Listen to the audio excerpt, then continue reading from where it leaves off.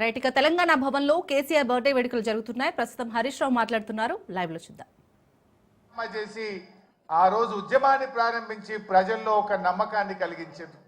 Professor Jayashankar గారు మాతో అనేవాడు, ఎప్పుడన్నా మేము మాట్లాడితే నాకు కేసీఆర్ మీద సంపూర్ణమైన విశ్వాసం ఉంది, ఈయన నాయకత్వంలో తెలంగాణ వస్తుందని నేను నమ్మిన గనుక కేసీఆర్ వెంట నడుస్తున్నా, కేసీఆర్ ను ఆశీర్వదిస్తున్నా అని జయశంకర్ గారు చెప్పారు. అంటే అట్లా జయశంకర్ లాంటి ఎంతో మంది మేధావులు కేసీఆర్ గారి మీద విశ్వాసంతో వారితో కలిసి నడిచిండ్రు. ఆ నమ్మకాన్ని కూడా కేసీఆర్ గారు నిలబెట్టిండ్రు. మనకు తెలుసు, నేను నా అదృష్టం 2001 నుంచి కూడా కేసీఆర్ తో పనిచేసే అదృష్టం నాకు దొరికింది. నేను చూసేవాడిని కేసీఆర్ ఎంత మదన పడేవాడో, ఎంత బాధపడేవాడో దగ్గరగా చూసేవాడిని. కొంతమంది కేసీఆర్ గారి మీద వ్యక్తిత్వ హననానికి పాల్పడేవారు. రకరకాలుగా ఆయనను ఎన్ని రకాలుగా బదనాం చేసేవారంటే, ఒకడైతే ఇక బీమార్ అయింది ఇక లేస్తేనే లేడంటాడు, ఇంకోటి అంటాడు. ఎన్ని రకాలుగా వేధించినా, బాధ పెట్టినా, వ్యక్తిత్వ హననానికి పాల్పడినా మొండి ధైర్యంతో ఆయన పోరాటం చేసిండు, తెలంగాణ వైపు అడుగులు వేసిండు. That is KCR. ఎక్కడ బాధపడ్డా, కుంగిపోయినా, వెనకడుగు వేసిన, పదవులకు ఆశపడినా ఇవాళ మనం తెలంగాణలో ఉండేవాళ్ళం కాదు. ఇవాళ తెలంగాణ వచ్చిందంటే అది కేసీఆర్ గారి మొండి పట్టుదల, ధైర్యం, ఆయన పోరాటం వల్ల ఇవాళ తెలంగాణ వచ్చింది. నవంబర్ 29, 2009 ఇది ఇవాళ డిసెంబర్ 17 మనకు ఫిబ్రవరి 17 మనకు ఎంత ముఖ్యమో నవంబర్ 29 కూడా చరిత్ర పుటల్లో అంతే ముఖ్యమైన దినం. ఆనాడు కేసీఆర్ గారు ఇంకా లాభం లేదు, కేసీఆర్ చచ్చుడో తెలంగాణ వచ్చుడో, అయితే తెలంగాణ జైత్రయాత్ర లేదంటే నా శవయాత్ర అని చెప్పి ఆమరణ నిరాహార దీక్ష కూర్చున్నటువంటి నాయకుడు మనం చూసాం.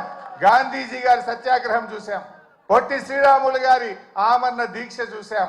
మరి నాడు కేసీఆర్ గారు కూడా ఆమరణ నిరాహార దీక్ష కూర్చొని ఢిల్లీ పీఠాన్ని కదిలించి డిసెంబర్ 9, 2009 ప్రకటన వచ్చిందంటే అది కేసీఆర్ గారి దీక్ష ఫలితం అని కూడా మనం గుర్తు చేసుకోవాల్సిన అవసరం ఉంది.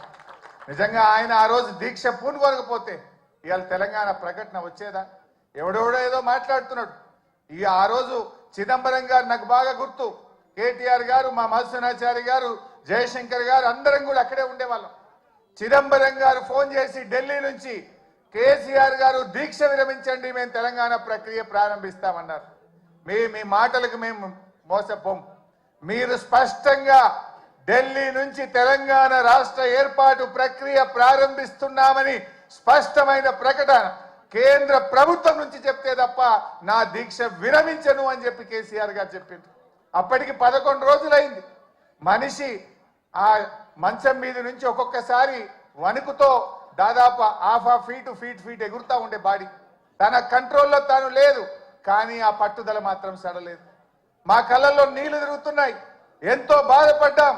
కానీ ఆయన మాత్రం కేంద్ర ప్రభుత్వం తరఫున రాష్ట్ర ఏర్పాటు ప్రక్రియ ప్రారంభమైందంటేనే దీక్ష విరమిస్తా అన్నాడు. ఆ రోజు మీరే రాసి పంపండి అంటే జయశంకర్ సారు తన స్వహస్తాలతో తెలంగాణ రాష్ట్ర ఏర్పాటు ప్రక్రియ రాసి ఢిల్లీకి పంపిండు. గదే చిదంబరం గారు ఢిల్లీ నుంచి అనౌన్స్ చేసింది. అది ఆ రకంగా తెలంగాణ తెచ్చుకున్నాం. తెలంగాణ తేవడమే కాదు, తెచ్చిన తెలంగాణను, అప్పుడే పుట్టిన బిడ్డను కన్న తల్లి ఎంత ప్రేమగా పెంచుకుంటుందో కేసీఆర్ గారు 10 ఏళ్లలో తెలంగాణను ఒక తల్లిలాగా తీర్చిదిద్దాడు. ఒక తల్లిలాగా, ఒక తండ్రిలాగా ఈ తెలంగాణను బంగారు భవిష్యత్తు వైపు అడుగులు వేసింది. ఏ తల్లైనా పుట్టిన బిడ్డను నాకంటే గొప్పగా ఉండాలని, బంగారు భవిష్యత్తు ఉండాలని ప్రతి తల్లి తన కొడుకు కోసం, తన బిడ్డ కోసం తపిస్తుంది.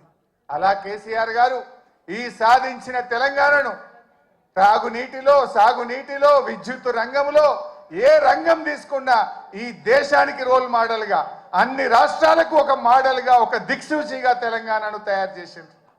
కేసీఆర్ కు తెలంగాణకున్న బంధం ఇది పేగు బంధం, తల్లి బిడ్డల బంధం. కేసీఆర్ కు తెలంగాణ ప్రజలకున్న బంధం.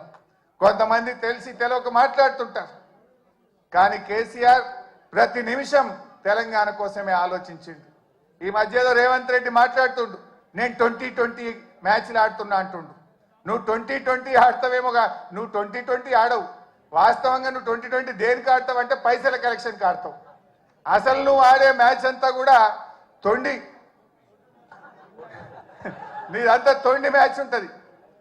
తొండి ఎగ్గొట్టే మ్యాచ్ ఏంది? నీ మాటల్లో తొండి, హామీల అమలులో ఎగ్గొట్టేది ఉంటుంది నీ దగ్గర. కానీ కలెక్షన్లో మాత్రం 2020 ఆడతావు నువ్వు. ఎందుకంటే నువ్వు ఎన్ని రోజులు ఉంటావో నీకే తెలియదు. ఆగమాగం ఉండవు నువ్వు. దీపం ఉండగానే ఇల్లు చక్క పెట్టుకోవాలని 2020 కలెక్షన్ స్టార్ట్ చేసినావు. కానీ కేసీఆర్ అన్ని ఆడతాడు. ఆయన టెస్ట్ మ్యాచ్ అయినా అద్భుతంగా ఆడతాడు, వన్డే అయినా అద్భుతంగా ఆడతాడు, 2020 అయినా ఆడతాడు. ఎప్పుడు ఏదాడలో గదా ఆడతాడు కేసీఆర్. ఎప్పుడు ఏదాడాలో ఆడతాడు. అవసరమైతే డిఫెన్స్ కొడతాడు, అవసరమైతే 6 కొడతాడు.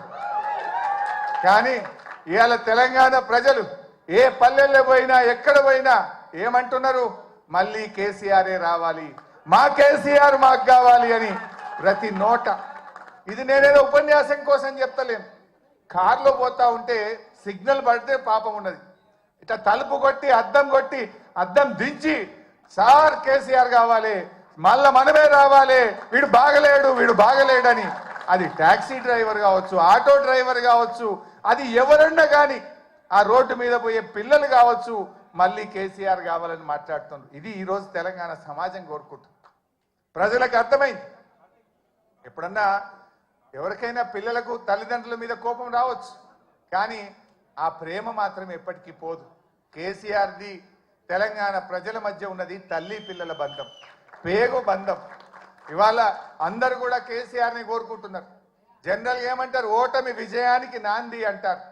మనం మొన్న ఓడితే ఓడొచ్చు, కానీ రేపు భవిష్యత్తులో మరో 3 టర్ములు బీఆర్ఎస్ పార్టీ గెలవడానికి ఇది నాంది కాబోతా ఉంది. సరే అది ఎప్పుడు వస్తాయా ఏమొస్తాయా రాని, కానీ అందరు కూడా ఇలా కేసీఆర్ వైపు చూస్తూ ఉన్నారు. నిజానికి కేసీఆర్ లేకపోతే ఈ తెలంగాణ వచ్చేదా? ఇలా ప్రతి ఒక్కరు కూడా ఆలోచించాల్సినటువంటి అవసరం ఉంది. ఎవరో ఎంతో మంది మాట్లాడుతుండు, ఒకటి తెచ్చినామంటుండు, ఇంకొకటి ఇచ్చినామంటుండు. కానీ ఇలా తెలంగాణ వచ్చిందంటే, ఢిల్లీ కదిలిందంటే దానికి ఒకే ఒక్కడు కారణ జన్ముడు మన కేసీఆర్. ఆ కేసీఆర్ గారి జన్మదినం ఈరోజు మనందరం కూడా ఇంత ఉత్సాహంగా మా తలసాని సీనన్న నాయకత్వంలో జరుపుకోవడం చాలా సంతోషం. సీనన్న గారిని ఇంత అద్భుతంగా ఆ పాటలు కానీ ఈ కార్యక్రమాన్ని ఇంత అద్భుతంగా నిర్వహించినందుకు హృదయపూర్వకంగా సీనన్నకు నేను కృతజ్ఞతలు కూడా తెలియజేస్తూ, మరి నాకు ఈ అవకాశం ఇచ్చినందుకు ధన్యవాదాలు. జై తెలంగాణ. ఇప్పుడు దయచేసి మన ముఖ్య అతిథి గారు మాట్లాడే ముందు ఈ కార్యక్రమానికి సహకరించినటువంటి నాయకులకు, కార్యకర్తలకు, కార్పొరేటర్లకు, ఇన్ఛార్జీలకు, మాజీ కార్పొరేటర్లకు అందరికీ పేరు పేరున కేసీఆర్ గారి జన్మదిన శుభాకాంక్షలు